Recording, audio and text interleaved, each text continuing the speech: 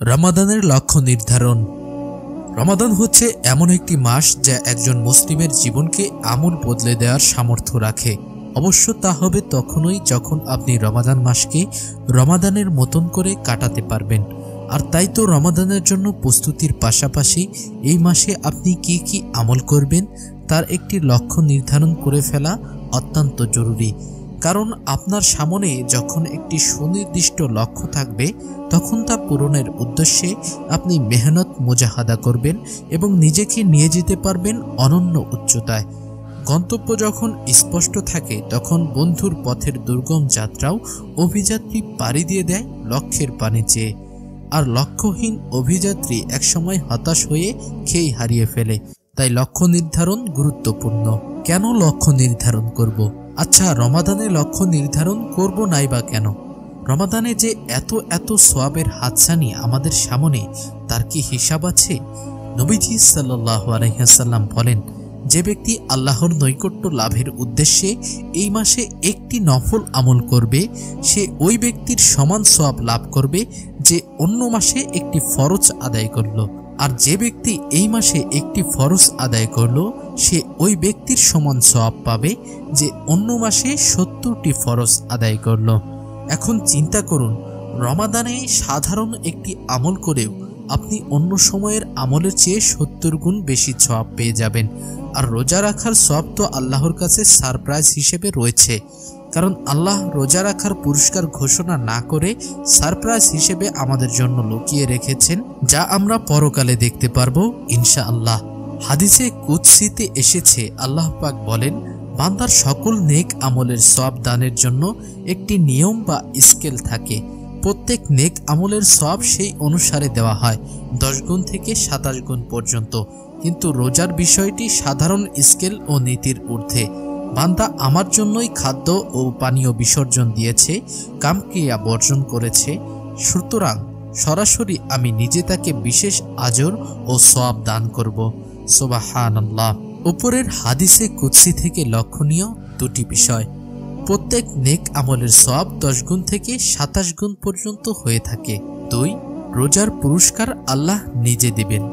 ইখলাস ও খুশুর উপর ভিত্তি করে আপনার ইবাদতের সওয়াব 27 গুণ পর্যন্ত হয়ে যাওয়া অসম্ভব নয়।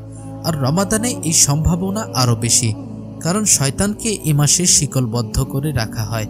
রাসূলুল্লাহ সাল্লাল্লাহু আলাইহি ওয়াসাল্লাম বলেন, যখন রমাদান মাস আসে আসমানের দরজাগুলো খুলে দেওয়া হয় এবং জাহান্নামের দরজাগুলো বন্ধ করে দেওয়া হয় আর শয়তানকে শৃঙ্খলিত করা হয়। আরেকটি হাদিসে এসেছে, জামাতের সঙ্গে নামাজ আদায়কারী একাকী নামাজ পড়া অপেক্ষা 27 গুণ বেশি মর্যাদার অধিকারী। এখন রমাদানে 3 রাকাত মাগরিবের সালাত জামাতের সাথে পড়লে কয় গুণ সওয়াব হবে হিসাব করে দেখি। 3 রাকাত নামাজ জামাতে পড়লে তা একাকী নামাজ পড়া অপেক্ষা 27 গুণ বেশি মর্যাদা পাবে। যেহেতু রমাদানের ফরজ নামাজ, তাই অন্য সময়ের ফরজ নামাজ অপেক্ষা 70 গুণ বেশি সওয়াব নিয়ে আসবে। আর রমাদানে যেহেতু খুশু অর্জন করা অপেক্ষাকৃত সহজ, তাই 700 গুণ সওয়াব বোনাস পাওয়ার ব্যাপারটিও ভুলে যাবেন না। তাহলে রমাদানে 3 রাকাত নামাজ পড়ে আপনি পেতে পারেন 70 × 700 × 27 ইকুয়াল 13,23,000, অর্থাৎ 13 লক্ষেরও অধিক পরিমাণ সওয়াব আপনি শুধুমাত্র রমাদানে 3 রাকাত মাগরিবের নামাজ জামাতের সাথে পড়েই পেয়ে যেতে পারেন। আর উদাহরণ দিতে যাচ্ছি না। আশা করি বুঝতে পেরেছেন কেন রমাদানের জন্য লক্ষ্য নির্ধারণ করব। আল্লাহর রাসূলের সাহাবীগণ রমাদানের জন্য 6 মাস প্রস্তুতি নিতেন আর রমাদানের পরের 6 মাস এর সুফল ভোগ করতেন।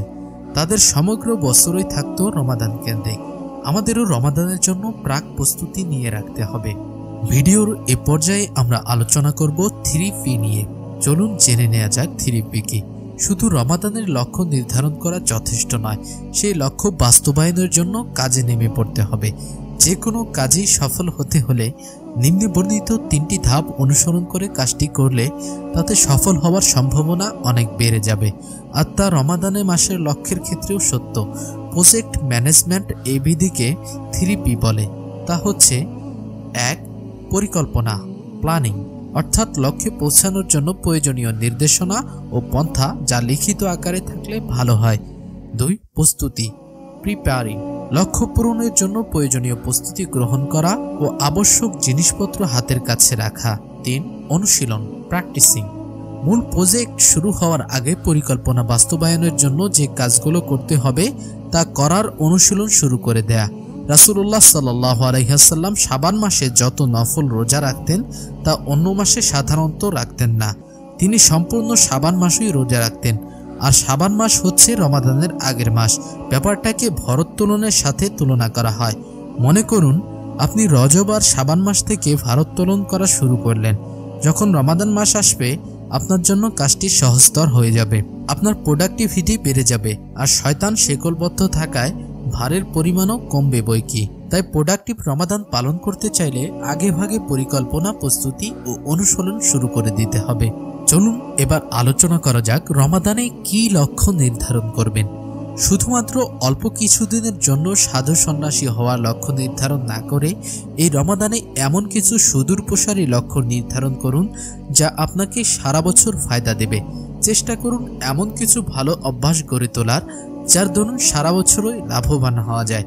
রমাদানের লক্ষ্য আসলে সবার একই রকম না হওয়া স্বাভাবিক। আমাদের প্রত্যেকের কাজ, দায়িত্ব ও সক্ষমতা ভিন্ন।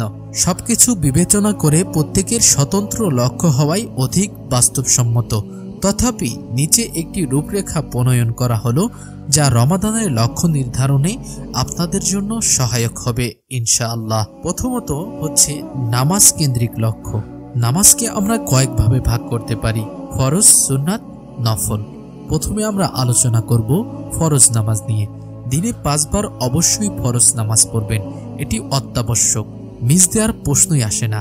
আপনি যদি ফরজ নামাজে নিয়মিত না হয়ে থাকেন তাহলে এখনই সময় সেই অভ্যাস গড়ে তোলার। 2. সুন্নাত। যত বেশি সম্ভব সুন্নত নামাজ পড়ুন।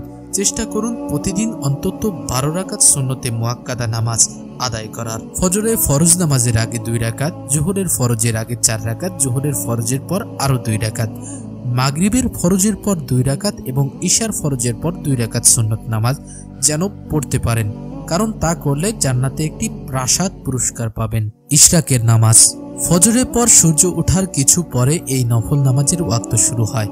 এর অনেক ফজিলত রয়েছে।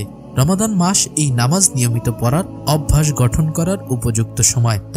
তারাবির নামাজ বিনা রমাদান মাস কল্পনাও করা যায় না। অনেক সময় দেখা যায় অনেকে ইশার ফরজ নামাজ পড়েন না কিন্তু তারাবি পড়েন। এমনটি করা কাম্য নয়। ইশার ফরজের মর্যাদা তারাবির নামাজ থেকে অনেক বেশি। চেষ্টা করবেন ইশার ফরজ এবং তারাবির সম্পূর্ণ নামাজ মনোযোগের সাথে মসজিদে গিয়ে আদায় করতে। তারাবিতে যে মসজিদে ধীরে ধীরে কিরাত পড়ানো হয় সেই মসজিদে তারাবির নামাজ পড়বেন। তারাবিতে কোরআনের স্বাদ নেওয়ার চেষ্টা করবেন। ভালো হয় যদি তারাবির নামাজে যাওয়ার আগে ওই দিন কোরআনের যে অংশটুকু পড়ানো হবে তার তিলাওয়াত বাসা থেকে শুনে ও তর্জমা পড়ে যেতে পারেন, তাহলে নামাজে খুশু আরো বেশি পাওয়া যাবে। বিতির। নবীজি সাল্লাল্লাহু আলাইহি ওয়াসাল্লাম কখনো এই নামাজ ছাড়তেন না, এমনকি সফরে থাকলেও পড়ে নিতেন। রমাদানে সাধারণত তারাবির নামাজ শেষ হলে ইমাম সাহেব জামাতের সাথে বিতির পড়ান। অনেকে অবশ্য শেষ রাতে পড়ার জন্য বিতির নামাজ রেখে দেন। তাহাজ্জুদ। তাহাজ্জুদ বা রাতের নামাজ হলো এমন এক শক্তিশালী নফল ইবাদত যা করার তৌফিক শুধুমাত্র আল্লাহর প্রিয় বান্দাদেরই হয়ে থাকে। রমাদানের শেষ দশকে লাইলাতুল কদর পাওয়ার আশায় অনেকেই রাতে নফল তাহাজ্জুদ নামাজ আদায় করেন। আপনি সমগ্র মাস জুড়ে তাহাজ্জুদের নামাজ পড়তে পারেন। এতে বছরের বাকি সময়েও এই নামাজ পড়ার অভ্যাস চলে আসবে, আর তাহাজ্জুদের নামাজের তৃপ্তি একবার পেয়ে গেলে তা আপনি ছাড়তে চাইবেন না। নফল। এছাড়াও যত বেশি সম্ভব নফল নামাজের দিকে নিজেকে নিয়োজিত রাখবেন। চেষ্টা করবেন ফরজ নামাজ মসজিদে গিয়ে জামাতের সাথে কাটানোর এবং মসজিদে বেশি সময় কাটানোর। রমাদানের শেষ 10 দিন সুন্নত ইতিকাফ করার চেষ্টা করবেন। এতক্ষণ আমরা আলোচনা করলাম নামাজ কেন্দ্রিক রমজানের লক্ষ্য। এবার আলোচনা করব কোরআন কেন্দ্রিক লক্ষ্য। আরবি ভাষায় কোরআন তেলাওয়াত করুন। সেই ভাষায় কোরআন পড়ুন যেই ভাষায় তা নাজিল হয়েছে। আরবিতে কোরআন তেলাওয়াত করার অসংখ্য বরকত ও ফজিলত রয়েছে, যদিও বা আপনি অর্থ না বুঝেন। হতে পারে কোরআন পড়তে পড়তে আরবি ভাষা শেখার প্রতিও আপনি উৎসাহ অনুভব করবেন। নিজের ভাষায় কোরআনের অনুবাদ পড়ুন।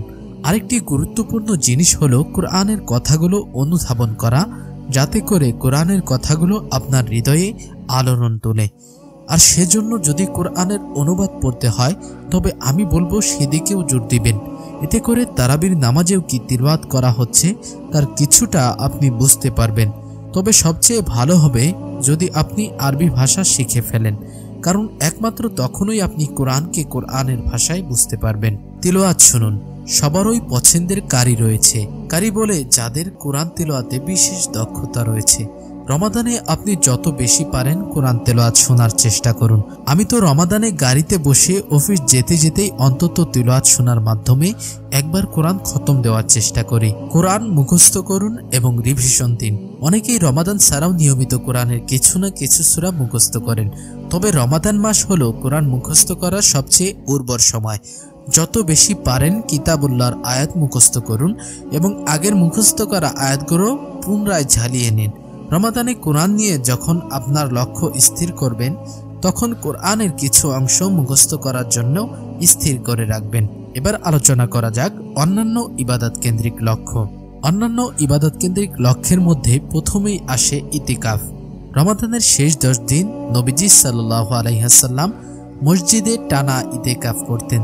সুন্নাত ইতিকাফ এমন এক বিশেষ ইবাদত যা শুধুমাত্র রমাদানেই করা হয়, তাই রমাদানে এই আমলটি করার সুযোগ গ্রহণ করুন।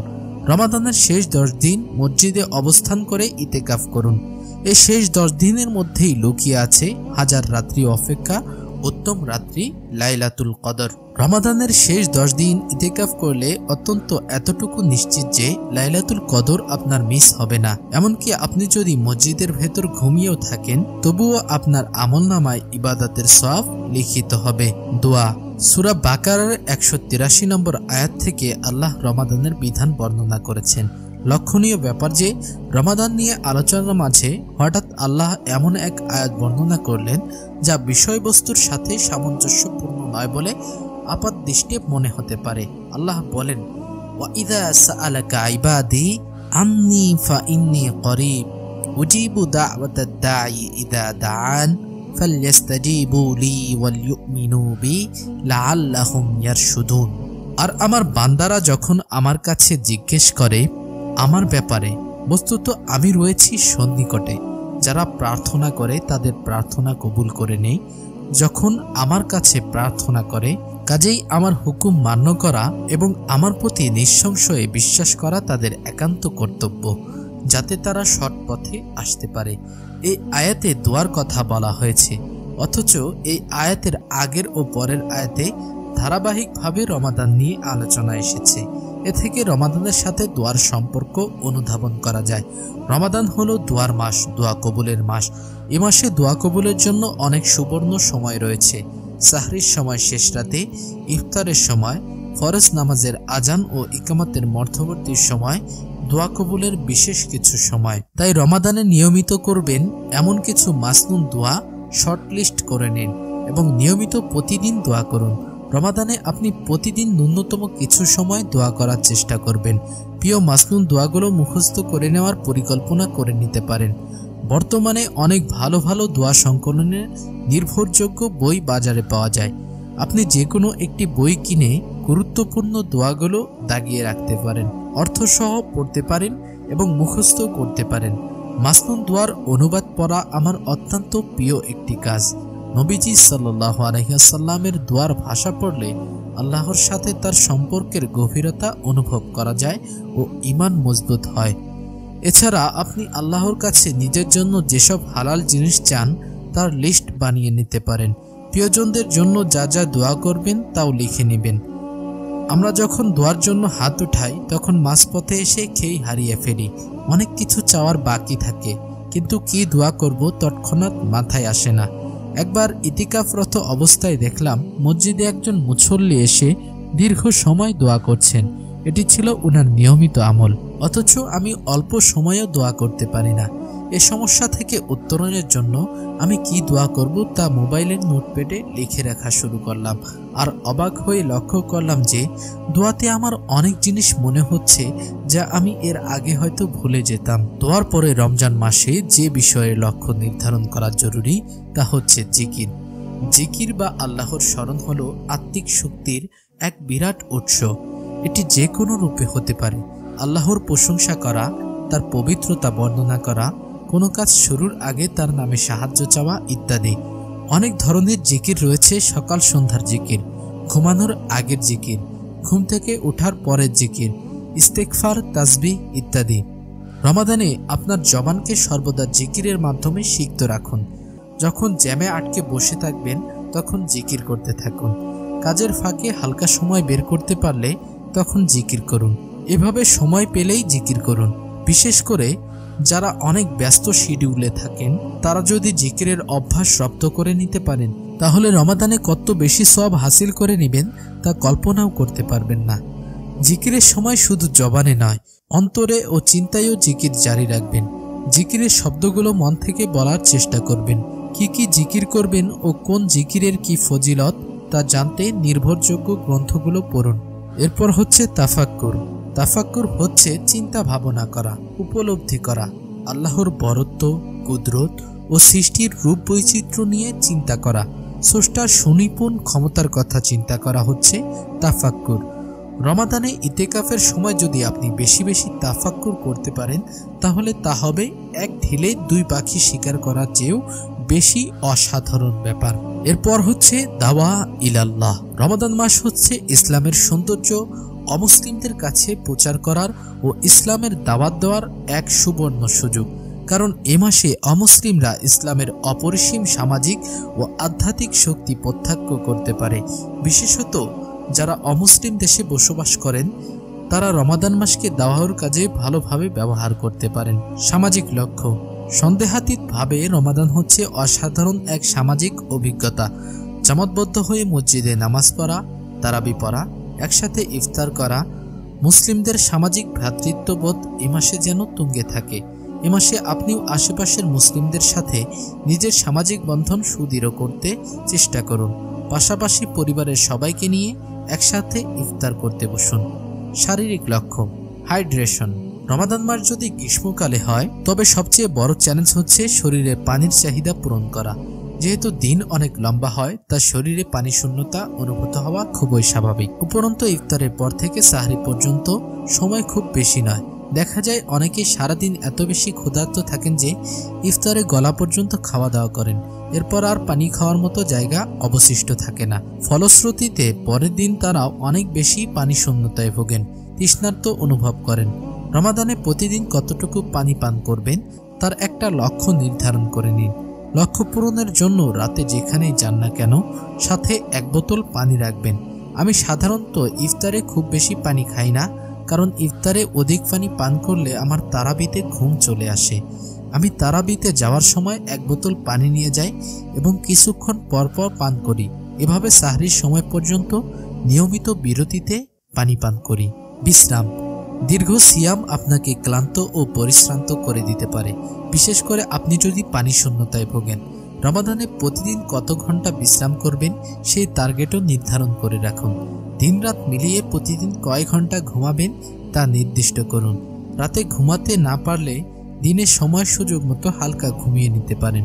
রমাদানে আপনার খাদ্যাভ্যাসের উপর নির্ভর করবে দিনভর আপনার শরীর কতটুকু শক্তিশালী থাকবে এবং আপনি কতটুকু প্রোডাক্টিভ থাকতে পারবেন। ইফতারে স্বাস্থ্যকর খাবার খাবেন, অতিরিক্ত পরিমাণে তৈলাক্ত খাবার খাবেন না। সহায়ক খাদ্য। রমাদানে দেহের জন্য প্রয়োজনীয় সকল ভিটামিনের যোগান দেয়া বেশ কঠিন ব্যাপার, তাই পুষ্টি চাহিদা পূরণ করতে ডাক্তারের সাথে পরামর্শ করে ভিটামিন সাপ্লিমেন্টেশন খাওয়া যেতে পারে। আমি রমাদানে এনার্জি বুস্টার হিসেবে তাজা ফলের জুস খেতে পছন্দ করি। এটি আপনাকে অল্প সময়ে অনেক পুষ্টি ও শক্তির যোগান দেবে। ফিটনেস।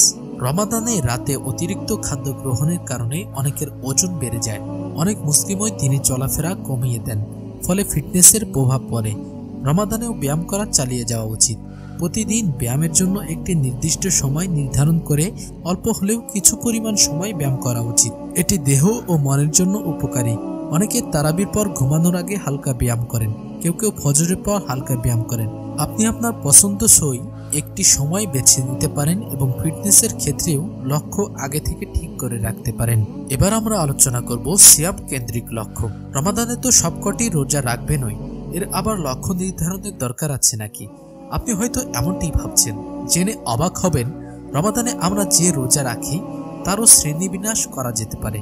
অনেকে রোজা রাখেন কিন্তু চোখের গুনাহ থেকে, মুখের গুনাহ থেকে বিরত থাকতে পারেন না। আবার এমন অনেকেও আছেন যে সিয়ামকালীন সমগ্র সময়টা ইবাদতে থাকেন। উভয়ের রোজা তো আর সমান না। ইমাম গাজালি রাহিমাহুল্লাহ সিয়ামকে 3 স্তরে ভাগ করেছেন। প্রথম স্তরের সিয়াম দিনের বেলা খাদ্য পানীয় ও যৌন মিলন থেকে বিরত থাকা। দ্বিতীয় স্তরের সিয়াম এটি প্রথম স্তর থেকে উন্নত স্তর। এই স্তরে সিয়াম পালনকারীরা খাদ্য পানীয় ও যৌন মিলন থেকে বিরত থাকার পাশাপাশি সব ধরনের পাপ কাজ ও বদ আমল থেকে বিরত থাকেন। তৃতীয় স্তরের সিয়াম এটি সর্বোচ্চ স্তর। এই স্তরের রোজাদার ব্যক্তি এমনকি খারাপ চিন্তা ভাবনা অন্তরে জাগ্রত হওয়া থেকেও নিজেকে হেফাজত করতে পারেন। তাই আপনিও লক্ষ্য নির্ধারণ করে নিন যে এবছর আপনার সিয়াম সাধনাগুলো কোন স্তরের হবে এবং সে লক্ষ্যে প্রচেষ্টা শুরু করুন। শুরুতে যদি তৃতীয় স্তরের মতো সিয়াম রাখতে না পারেন তাহলে চেষ্টা করুন অন্তত যেন দ্বিতীয় স্তরে সিয়াম পালন করতে পারেন। আপনার হাত, চোখ ও মুখ যেন পাপ কাজ থেকে বিরত থাকে। সবশেষ আমরা আলোচনা করব চরিত্র গঠনের লক্ষ্য শেষে। চরিত্র গঠনের লক্ষ্য পরিশেষে রমাদান মাস উত্তম আখলাক গঠন করার জন্য দারুণ এক সুযোগ। নিজের চরিত্র সুন্দর করার এত ভালো সুযোগ বছরের বাকি সময় হয়তো পাবেন না। উত্তম চারিত্রিক গুণাবলী যা আপনি অর্জন করতে চান তার একটি লক্ষ্য নির্ধারণ করে রাখুন এবং সে লক্ষ্যে কাজ করা শুরু করে দিন। তা হতে পারে সত্যবাদিতা, বিনয়, ধৈর্য, শুকর, দয়া, বিশ্বস্ততা, করুণাময়তা কিংবা অন্য কোনো উত্তম চারিত্রিক গুণাবলী যা আপনি নিজের মধ্যে দেখতে চান। রমাদানে অসুস্থকে দেখতে যাওয়ার কিংবা নিজের রাগ সংযত করার মতো লক্ষ্য নির্ধারণ করতে পারেন। চরিত্রকে বিকশিত করার জন্য অনেক সুন্দর সুন্দর বই বাজারে পাওয়া যায়, যেমন মুসলিম চরিত্র, আদাবুল মুফরাদ, আদর্শ মুসলিম ইত্যাদি। এছাড়া নবীজির চারিত্রিক গুণাবলী নিয়ে রচিত বই পড়তে পারেন, যেমন মুহাম্মদ সাল্লাল্লাহু আলাইহি ওয়াসাল্লাম ব্যক্তি ও নবী যেমন ছিলেন তিনি, শামাইলে তিরমিজি ইত্যাদি। তবে চরিত্র গঠনের সবচেয়ে উত্তম উপায় হলো চরিত্রবান বন্ধুদের সান্নিধ্যে থাকা ও হকপন্থী কোনো উস্তাদের শরণাপন্ন হয়ে সেখান থেকে আদব শেখা। আদব শেখার ব্যাপারটাকে আমরা জেনারেল লাইনের যারা ইসলাম পালন করি তারা খুব একটা গুরুত্ব দেয় না, অথচ এটি খুবই গুরুত্বপূর্ণ। এছাড়াও আপনি রমাদানে আমাদের চ্যানেলের ভিডিওগুলো নিয়মিত দেখতে পারেন। আমাদের চ্যানেলে যে অডিও বুকগুলো আছে এগুলো আপনি নিয়মিত শুনতে পারেন।